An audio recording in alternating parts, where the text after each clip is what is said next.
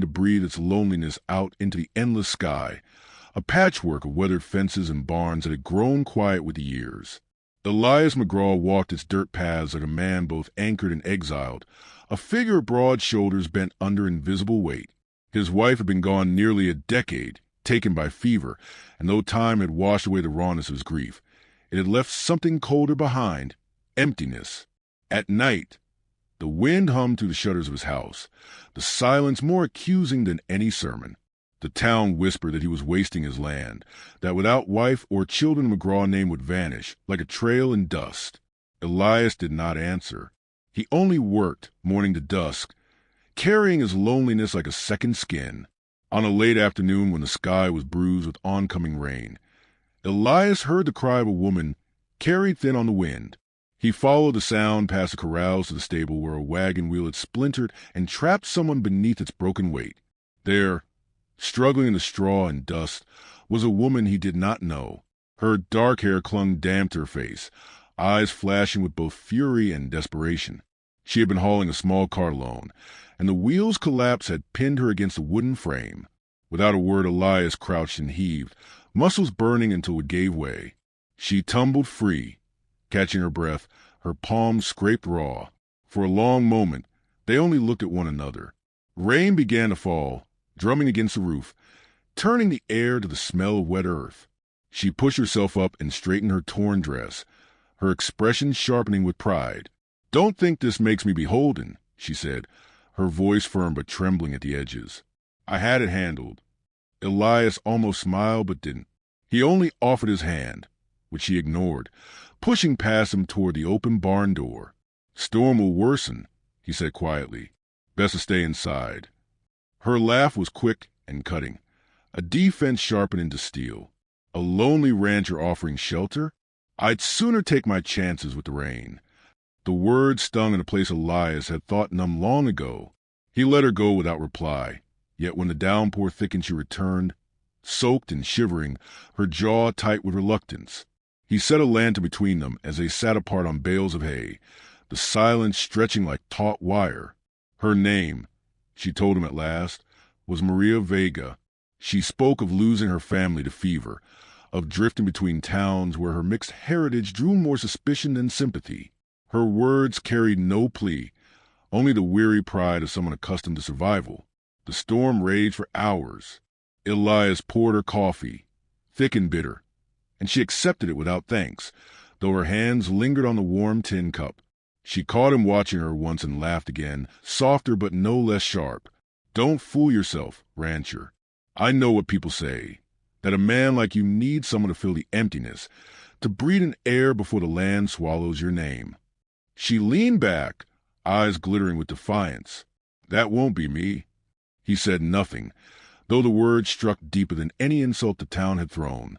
Her laughter echoed in his head that night after she left, a sound mingling with Clara June's gossip at the Mercantile and Sheriff Tate's veiled warnings.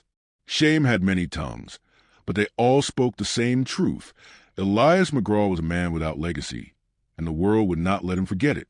Still, he found himself looking for her again. Days later he left bread on the fence post by the road, and when he passed again the cloth lay empty but neatly folded. Weeks stretched into a rhythm of small, wordless exchanges. A pail of water left by his porch, a mended seam in his coat, a bundle of herbs placed near his door. Each act was both denial and confession, a conversation without sound. Gossip swelled in town, Clara June whispering that Elias kept company with a woman too proud to beg, yet too desperate to refuse. Sheriff Tate rode out and muttered about reputation, about neighbors watching. Elias only stared past him at the horizon, as immovable as stone. "Let them talk," he said at last, and Tate rode away shaking his head. When the next storm came it was fiercer, rattling the shutters and splitting the night with lightning. Maria appeared again, soaked through, her eyes wide with something between fear and stubbornness. The barn had flooded, and she had nowhere to turn. Elias stoked the fire high, and they sat near its glow, the heat drawing steam from their clothes. He handed her a blanket, and when her fingers brushed his, the air tightened, charged with something neither spoke. They shared silence thick with unspoken questions. Her laughter did not come that night. Instead, She leaned slightly closer, as though a steady presence held back the storm itself. In the days that followed, the unspoken deepened. He watched the way her eyes softened when she left bread cooling on his table.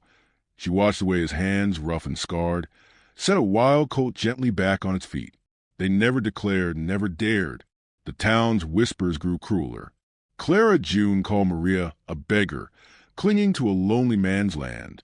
When Elias walked through town beside her to fetch supplies, the street fell silent, eyes narrowing from porches and windows. Maria's spine straightened, chin lifted, but when they returned to the ranch her hands trembled as she untied her shawl. Elias said nothing, only set his calloused palm briefly over hers, steadying her without words. Then came the gathering at the church, where Sheriff Tate stood with arms folded and Clara June's voice carried over the pews. "It's shameful, Elias," she hissed, "to waste your land on a woman who brings no honor, no name, no future." The room hummed with agreement, the crowd's disapproval thick as smoke. Elias stood alone before them, shoulders squared, but the weight of their scorn pressed down like a storm with no end. Maria lingered at the back, her face pale, but her eyes burning.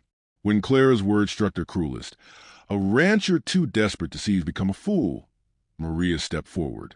The hush was sudden, sharp. She placed her hand over her chest, voice steady though her breath shook. "You speak of honor as though it is yours to give. This man gave me shelter when I had nothing. He asked nothing in return. If that is shame, then I will carry it proudly." Her words hung in the still air, trembling with both defiance and vulnerability. Elias's jaw clenched. He looked across the crowd, their judgment heavy, then back to her. His voice was low, but carried like thunder. "I have lived in silence too long. This land is mine, but so is my right to choose who belongs here. And I choose her.